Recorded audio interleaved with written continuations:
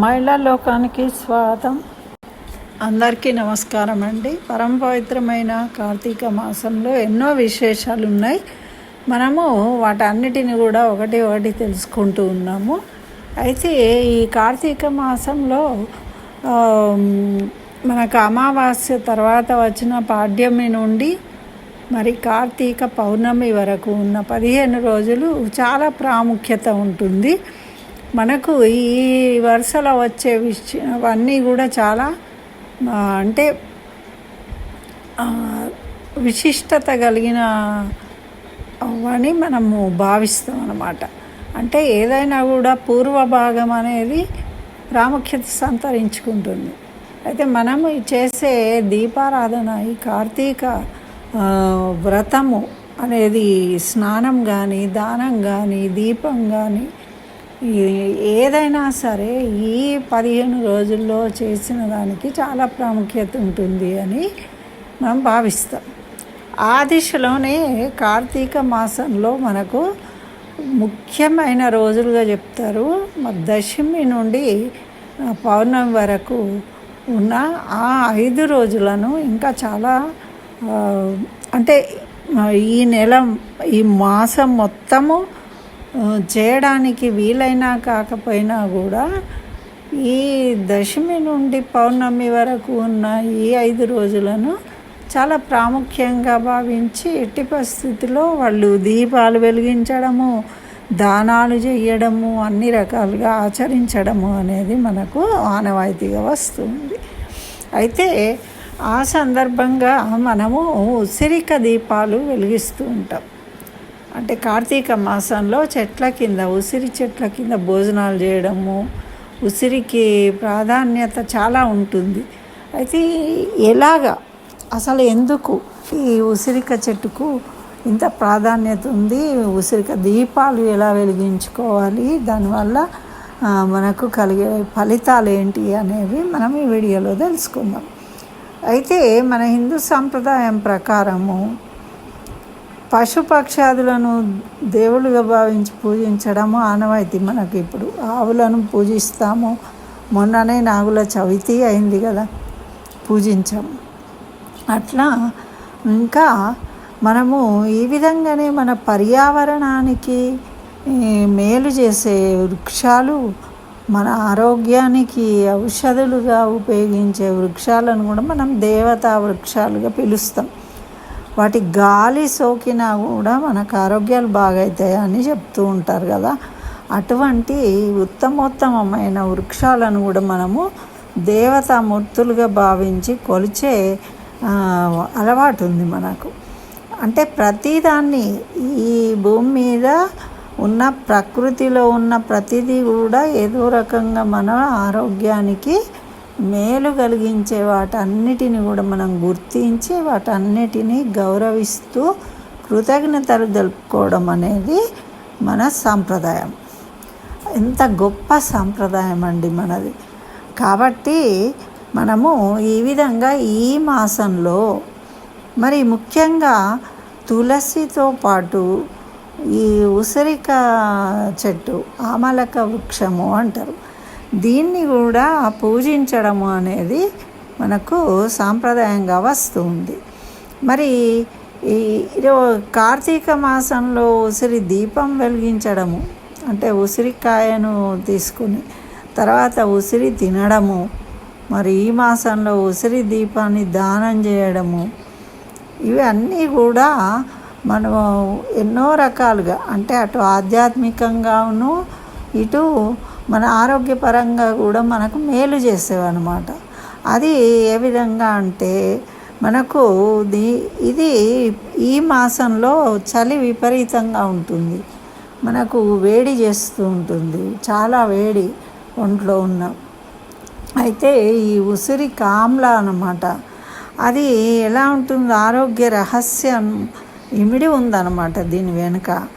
అయితే భక్తి శ్రద్ధలతోని పూజించడమే కాదు, ఈ ఉసిరిక దీపదానము, ఉసిరికతోని స్నానము, ఉసిరికతోని భక్షణ, ఇవన్నీ కూడా మన శరీరాన్ని ఆరోగ్యంగా ఉంచడానికి తోడ్పడేవి అన్నమాట.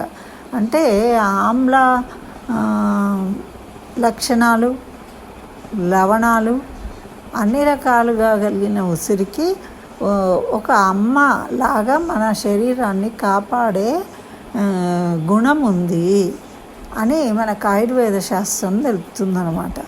అందుకని ఈ చలికాలంలో ఈ ఉసిరికను ఉపయోగించడము అనేది మనకు నియమించబడింది. అయితే ఏం చేయాలి మరి అంటే, అసలు ఈ ఉసిరిక ఏ విధంగా జన్మించిందో పౌరాణికంగా కథను మనం తెలుసుకుందాం. క్షీరసాగర మదనం జరిగినప్పుడు అమృతం పుట్టింది కదా. అమృతం పుట్టినప్పుడు ఆ అమృతం కోసము రాక్షసులు దేవతలు గొడవడుతూ ఉంటారు. రాక్షసులు ఎత్తుకోవడానికి ప్రయత్నం చేస్తుంటే వీళ్ళు అడ్డుకుంటారు. దాని నుండి ఒక 2 చుక్కలు భూమి మీద పడ్డప్పుడు ఈ తులసి చెట్టును మనకు ఈ ఉసిరి చెట్టు అనేవి 2 ఉద్భవించాయి అని చెప్తారు. కాబట్టి అమృత తుల్యమైనది ఉసిరి అని మన అమ్మలాగా మనను ఆరోగ్యవంతులుగా ఉంచుతుందన్నమాట ఈ కాలంలో. కాబట్టి నిరంతరము ప్రతిరోజు మనం తులసిని ఆరాధిస్తాము. కార్తీక మాసంలో తులసికి చాలా ప్రాముఖ్యత ఉంది. తులసి దళాలతో పూజిస్తాం, తులసి తీర్థం తీసుకుంటాము. అదేవిధంగా ఉసిరికి కూడా ఈ కాలంలో చాలా ప్రాముఖ్యత ఉందన్నమాట. అయితే దీంట్లో ఏం చేయడం అనేది, ఫస్ట్ దీపాలు వెలిగించడం. అసలు నెలంతా ఉసిరి దీపాలు వెలిగించి ఆ చివరలో ఒకటి బంగారు ఉసిరికాయను తయారు చేసి దాని మీద దీపం వెలిగించి దాన్ని దానం చేయాలి అని చెప్తారు మన పెద్దలు. మరి అదేవిధంగా ఇంకోటి ఏంటి అంటే, ఉసిరిక చెట్టు కింద నీడలో మనము ఉన్నట్టయితే ఆ గాలి వల్ల మనకు ఆ ప్రశాంతత ఏర్పడుతుంది అని ఉసిరిక చెట్టు కింద కూర్చొని వనభోజనాలు చేయాలి అంటారు. అందుకనే అందరు కూడా వనభోజనాలకు వెళ్ళి ఉసిరిక చెట్టు అనేది ఒక మన విష్ణు స్వరూపంగా భావిస్తాం. అందుకనే విష్ణు స్వరూపంగా భావించడం వల్లనే ఏం చేస్తారు, ఉసిరిక కొమ్మను తులసి చెట్టు దగ్గర ఉంచి మనము కళ్యాణాలు చేయడము, దీపాలు వెలిగించడం చేస్తూ ఉంటారు. అదేవిధంగా ఇంకా ఏం చేస్తారు అంటే, ఈ ఉసిరి చెట్టు నీడలో భోజనం చేయాలి. ఆ ఉసిరిక దీపాలను వెలిగిస్తూ ఉంటారు కదా, అట్లానే ఉసిరికాయతోని పచ్చడి చేసి దాన్ని ప్రసాదంగా నివేదించి దాన్ని వీళ్ళు కూడా స్వీకరిస్తూ ఉంటారు. అయితే వనభోజనాలకు వెళ్ళడం కూడా ఆనవాయితీ. ఈ సందర్భంగానే ఈ వనభోజనాలకు వెళ్ళి ఆ వనాలలో ఉన్న ఒక ఉసిరిక చెట్టు కింద చక్కగా శుభ్రం చేసి అలికి గోమయంతో అక్కడ విష్ణుమూర్తిని సాలగ్రామ రూపంలో దాన్ని చక్కగా పూజించి అక్కడనే వంటలు చేసుకొని ఆ వంటలను దైవానికి నైవేద్యంగా పెట్టి తర్వాత బ్రాహ్మణ సమారాధన చేసి మిగతా అందరూ కూడా భుజిస్తారు, ప్రసాదంగా స్వీకరిస్తారు. ఇలా చేసినప్పుడు మనకు ఆ చెట్టు గాలి వల్ల, నీడ వల్ల ఎంతో ఆరోగ్యం కలుగుతుంది. ఆ స్వచ్ఛమైన గాలి వల్ల అన్నమాట. అనారోగ్యం ఉన్న వాళ్ళకు కూడా ఆరోగ్యవంతులు అవుతారు అని. అదేవిధంగా మనకున్న పాపాలు నశిస్తాయి అంటారు. అంతే కదా అండి, మనలో ఉన్న చెడు అనేది తొలగిపోతుంది. అట్లనే చెడు ఆలోచనలు తొలగిపోతాయి. మనం అనారోగ్యంగా ఉన్నప్పుడు మనకు అన్ని దుఃఖాలు ఉంటాయి. అటువంటి దుఃఖాలన్నీ తొలగిపోతాయి.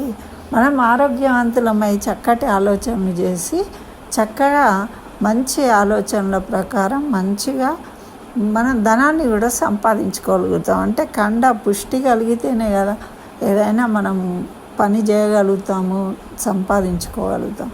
అలా మన శరీర ఆరోగ్యపరంగా, మానసిక ఆరోగ్యపరంగా కూడా మనకు చైతన్యం అనేది కలుగుతుంది అన్నమాట. అయితే మనకి ఇంకా కొంతమంది ఏం చెప్తారు అంటే, మనకున్న పాపాలు నశించడము, పుణ్యాన్ని పొందడము, ఎన్నో కోట్ల జన్మల పాపాలు నశించిపోతాయి అని మన పురాణాలు తెలియజేస్తున్నాయి. కార్తీక పురాణం అది. అయితే ఈ విధంగా మనము ఏదో ఒక రీతిగా మనకు చేతనైన అన్ని ఉసిరికాయల దీపాలు, అంటే ఈ దశమి నుంచైనా పౌర్ణమి వరకు, ఆ పౌర్ణమి రోజు మంచిగా ఉసిరికాయ దీపాలను వెలిగించి తర్వాత ఉసిరిక దీపాన్ని సాహిత్యము దక్షిణ సహితంగా ఒక బ్రాహ్మడికి దానం ఇచ్చుకోవడము అనేది చేస్తూ ఉంటాం. అయితే మరి ఈ దీపాలు ఎలా వెలిగించుకోవాలి? ఈ దీపాలు కొంతమంది ఏం చేస్తారండి, ఎన్ని వెలిగించాలి అంటే మనము 9, 11 మనకు చేతగలిగినన్ని మనం వెలిగిస్తాం. కొంతమంది ఏం చేస్తారు అంటే ఏవైనా దోషాలు ఉన్నవాళ్ళు ఆ దోషాల విముక్తి కోసము ఉసిరిక చెట్టు కింద దీపాలు వెలిగిస్తారు. మళ్ళీ మన 365 వత్తులను కూడా వెలిగించుకుంటాం. పౌర్ణమి, చతుర్దశి రోజు మనము ఈ విధంగా ఈ వత్తులను, అంటే తులసి చెట్టు, అమలక చెట్టు ఉన్న చోట ఈ ప్రమిదలో వేసి వత్తులను వెలిగించి ప్రసాదంగా నివేదించి దాన్నే ప్రసాదాన్ని తీసుకోవడం అనేది జరుగుతూ ఉంటుంది సామాన్యంగా. అంటే మనం వనభోజనాలకు వెళ్ళినా వెళ్ళకపోయినా దేవాలయాలలో మనకు ఇవాళ రేపు అన్నీ అందుబాటులో ఉంటున్నాయి కాబట్టి ఆ విధంగా. కొంతమంది ఉసిరిక చెట్టును తులసి చెట్టు దగ్గర ఉంచి మనకు కళ్యాణాలు కూడా చేస్తుంటారు కదా, తులసి పెళ్ళి అనేది. అంటే తులసిని విష్ణు స్వరూపంగా, లక్ష్మీ స్వరూపంగా, అమలక వృక్షాన్ని విష్ణు స్వరూపంగా భావించి కళ్యాణాలు జరిపిస్తూ ఉంటారు. ఈ విధంగా మనము ఎంతో ప్రాముఖ్యత ఇచ్చే ఈ ఉసిరిక దీపాలను వెలిగించడం మాత్రము చాలామంది తప్పుగా భావిస్తారండి. వాటిని ఉంచడమే తప్పుగా, వాటిని గిల్లి వాటికి ఇట్లా లోతుగా చేసి దాని మీద ఒత్తిని వేస్తారు. అదే అట్లా అస్సలు చేయకూడదండి. మన తొడిమ ఎక్కడ ఉంటుందో ఆ తొడిమ ఉన్న చోటనే మనం దీపాన్ని వెలిగించుకోవాలి. అది చక్కగా ఉండదు, పడిపోతుంది అంటే ఒక ప్రమిదలో దాన్ని ఉంచి మనము ఆ విధంగా దీపాన్ని వెలిగించుకోవాలి. లేదు అంటే ఒక గిన్నెలో బియ్యం వేసి ఆ బియ్యంలో ఈ ఉసిరికాయను పెట్టి వెలిగించుకోవచ్చు. అంతేగాని దాన్ని తుంచి ఆ విధంగా చేసి వాటిని చేయకూడదు. చక్కగా పసుపు కుంకుమతో అలంకరించుకొని బంతి పూలు అన్నిటితోని అలంకరించుకొని మనము తులసి చెట్టు దగ్గర ఈ ఉసిరిక దీపాలను వెలిగించుకుంటాం అన్నమాట. అయితే కొంతమంది ఏం చేస్తారు అంటే వాళ్ళ వయస్సుకు తగినట్టు, వాళ్ళ వయసు ఎంత ఉంటే అన్ని ఉసిరికాయలను దీపాలుగా వెలిగించి హారతిని ఇస్తారు భగవంతుడికి. అంటే నానా రకాలు, ఏదో రకంగా మనము మన భక్తిని, మన కృతజ్ఞత భావాన్ని తెలుపుకోవడం అన్నమాట. కాబట్టి ఉసిరిక దీపము ఇవ్వడము అనేది ఆ కార్తీక పౌర్ణమి రోజు ఉసిరికతోని స్నానం చేయడము, వంటికి రాసుకొని తర్వాత అదేవిధంగా ఇప్పుడు ఆమ్లా పొడి కూడా మనం నెత్తికి కూడా పెట్టుకుంటుంటారు కదా. ఈ పూర్వకాలంలో ఇవన్నీ కలిపి రుబ్బి నెత్తికి పెట్టుకొని షాంపూలాగా స్నానాలు చేసేవాళ్ళు. చక్కగా ఉండేది జుట్టు. ఇప్పటికి కూడా ఆ పొడులను వాడుతూ ఉన్నాం మనము. కాకపోతే భక్తి విషయంలో చెప్పినప్పుడు మాత్రము మనకు కొన్ని విచిత్రంగా కనిపిస్తూ ఉంటాయి. కానీ మనకు సహాయపడే వాటన్నిటికీ కృతజ్ఞత భావం తెలపడమే పూజ. కాబట్టి ఆమ్లక అనేది మనకు చాలా సహాయకారిగా ఉంటుంది. ఎన్నో మందులలో ఉపయోగపడుతుంది, మన ఆరోగ్యాన్ని కాపాడుతుంది. కాబట్టి మనం దాన్ని కూడా ఒక దేవతా వృక్షంగా పూజించడం జరుగుతుందండి. కాబట్టి ఆ భావనతోనే మనము దాన్ని పూజించుకోవాలి. ఆ విధంగా ఉసిరిక దీపాలు పెట్టుకోవడం. ఇప్పుడే ఉసిరికాయలు తెచ్చి పచ్చళ్ళు కూడా పెట్టుకుంటూ ఉంటాం మనము. ఎందుకంటే ఇప్పుడే ఉసిరికాయలు చాలా వస్తాయి కదా. కాబట్టి ఇట్లా మనము కార్తీక మాసం అంతా ఒక ఉసిరికాయ దీపాలు పెట్టడం, ఉసిరికాయ స్నానము, ఉసిరికాయ పచ్చడి తినడము, ఉసిరికాయలో ఉసిరిక చెట్టు కింద దీపం వెలిగించడం అనేది చాలా విశిష్టత కలిగింది. మనమందరం కూడా తప్పకుండా ఆచరించవలసినది కాబట్టి చాలా ఉపయోగకరమైనది కూడా.